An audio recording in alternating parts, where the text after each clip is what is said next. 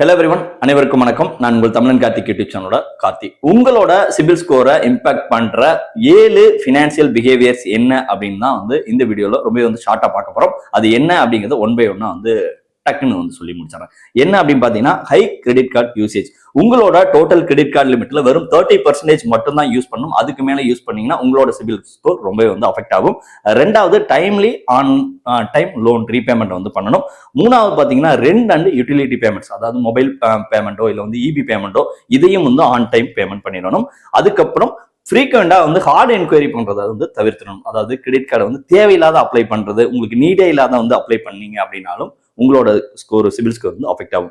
அதுக்கப்புறம் உங்களோட லோனை மிக்ஸ்டா வச்சுக்கணும். அதாவது secured and unsecured loan, personal loan இல்ல கார் லோனு, இந்த மாதிரி secure loan and unsecure loan, இதை ரெண்டையும் மிக்ஸ் பண்ணியும் வச்சுக்கணும். அதுக்கப்புறம் க்ளோசிங் ஓல்டு கிரெடிட் கார்டை க்ளோஸ் பண்ணீங்க அப்படின்னா உங்களோட சிபில் ஸ்கோர் நெகட்டிவா போறதுக்கு வாய்ப்புகள் அதிகம். அதுக்கப்புறம் மல்டிபிள் மிஸ்டு பேமெண்ட், அதாவது தெரியாம ஒரு டைம் 2 டைம் மிஸ் பண்ணலாம் உங்களோட பேமெண்ட்ஸை. தொடர்ந்து இதை மல்டிபிளா பண்ணீங்கன்னா உங்களோட ஸ்கோர் ரொம்ப ஸ்ட்ராங்கா நெகட்டிவ்ல இம்பாக்ட் ஆயிரும். ஸோ இதெல்லாம் ரெகுலரா ஃபாலோ பண்ணீங்க அப்படின்னாவே உங்களோட சிபில் ஸ்கோர் 750+ அப்படியே ஆவரேஜா மெயின்டைன் பண்ண முடியும். ஸோ இதை ட்ரை பண்ணி பாருங்க. இந்த வீடியோ நிறைய ஷேரும் பண்ணுங்க. நன்றி.